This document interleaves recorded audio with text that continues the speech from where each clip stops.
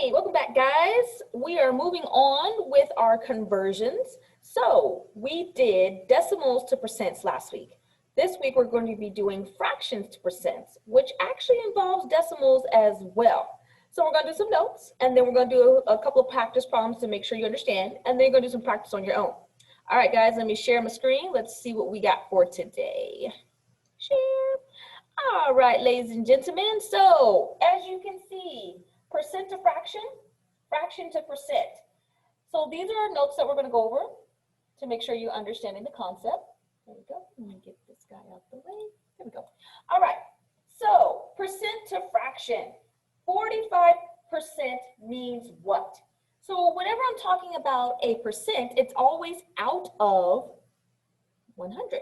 Okay. So 45% means 45 out of 100. How does that look as a fraction? 45 out of 100.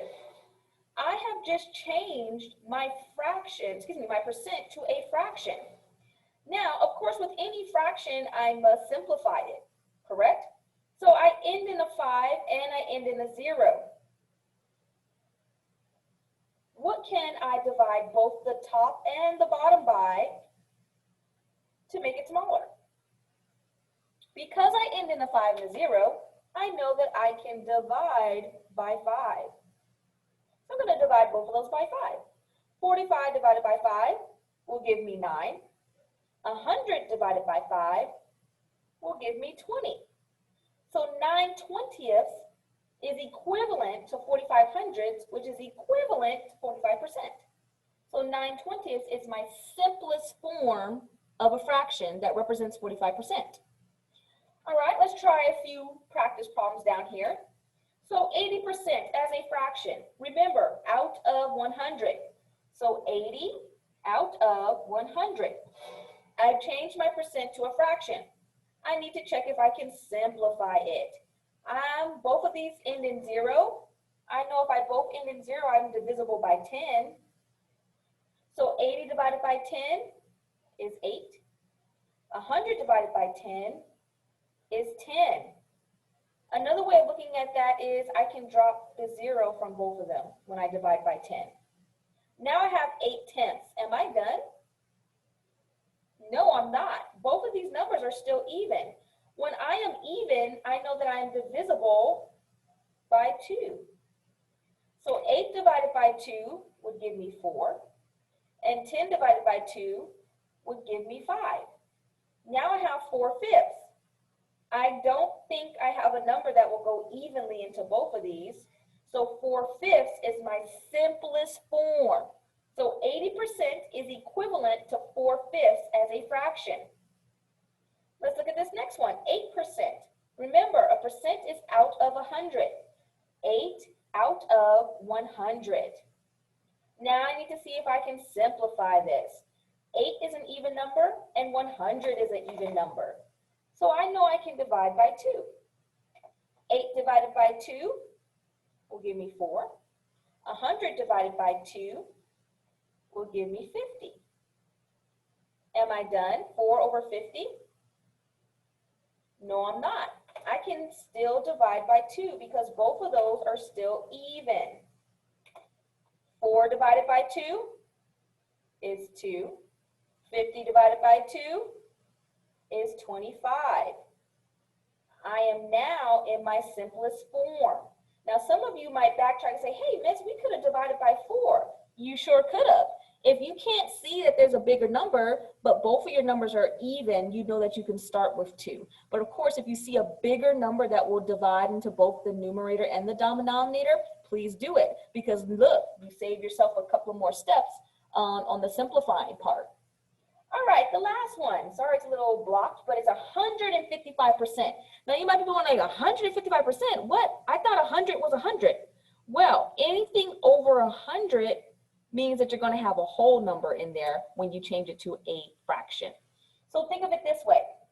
Anything over 100 is going to be a whole number. So I have 100 over here. So I'm going to break this up. I'm going to put 1, and then here's my 55 out of 100. So I now have a mixed number in here. 155% is the same as saying 1 and 55 over 100. I still need to simplify over here. When I end in a 5 and a 0, I know that I'm divisible by 5. I'm still going to keep my 1.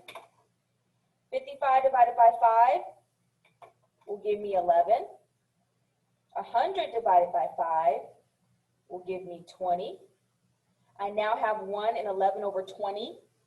I don't think there's a number that will go evenly into both of those, so I'm going to go ahead and box that in as my final answer. Another way you could have done this, if you didn't realize that this could be written as a whole number, you could have still did 155 over 100 because it's still a percent. We can still do it out of 100. And the same thing would apply. We would simplify it by 5 until we got down to this number. Okay?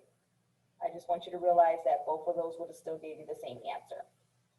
All right, let's say I'm going the other way. What if I'm going from a fraction back to a percent?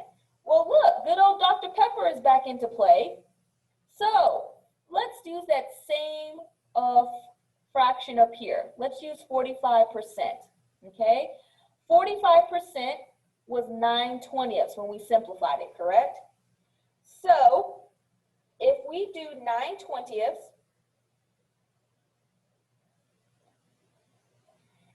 and we do top in, bottom out. Top in, bottom out. It can't go in to 9, but I can go into 90 4 times.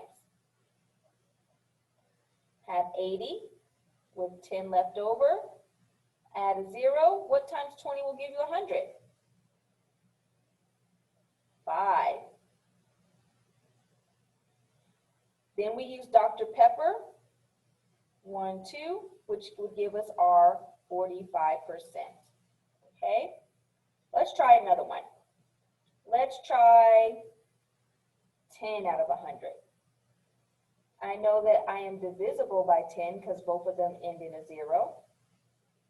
10 divided by 10 will give me 1. 100 divided by 10 will give me 10.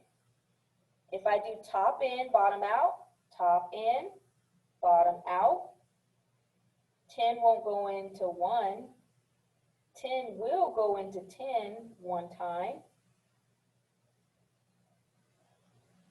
I have a 0 left over, which I need to bring up. And then because I can use Dr. Pepper to change it to a percent, 1, 2, and add my percent sign. So 10% is my equivalent here. All right, let's try it with a few practice problems down here. I have 13 over 20. The first thing I'm going to see, am I equivalent to 100? Because if I'm equal to 100, then I can make the top equal to 100. So let's try that out. Well, can I do something times 20 to get to 100? I can. I can multiply 20 times 5 to get to 100. So I'm going to do the same thing up here. 13 times 5, I have 15, 5, and 6. 60 over 100. I know if I'm out of 100, then that is my percent. The top number is my percent. 60 out of 100 is 60%.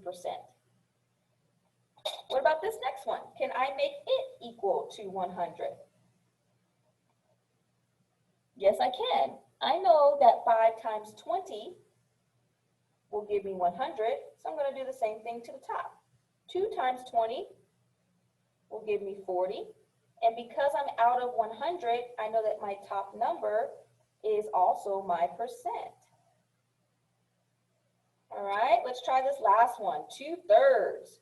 Can I make that equal to 100?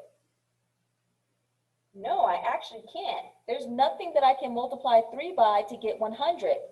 So since I can't do that, I need to do Tae-Bo so I can get a decimal and then change my decimal to a percent by moving 2 to the left.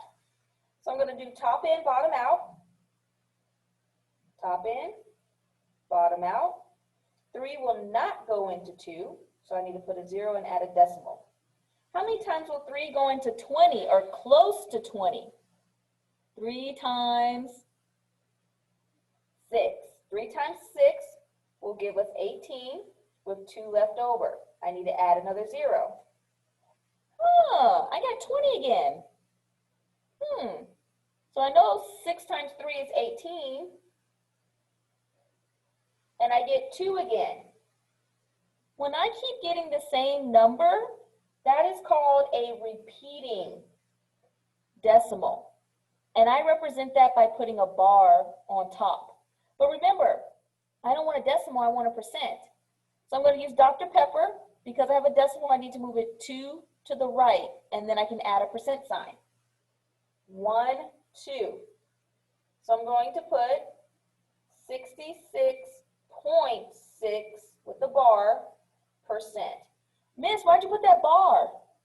Well, because it's a repeating decimal, that 6 is going to keep on going. It's going to go 6, 6, 6, 6, 6, 6, 6, 6, 6, 6, 6 for infinity. So I have to represent that in my problem. So it is 66.6 repeat bar and a percent sign. And sorry guys, I kind of went off page there. Okay, ladies and gentlemen, this is our notes for changing a fraction to a percent and a percent to a fraction. You are now going to go and do some practice problems on your own in the folder for today. If you have any questions, guys, please let me know and I will be there to help you. See you tomorrow.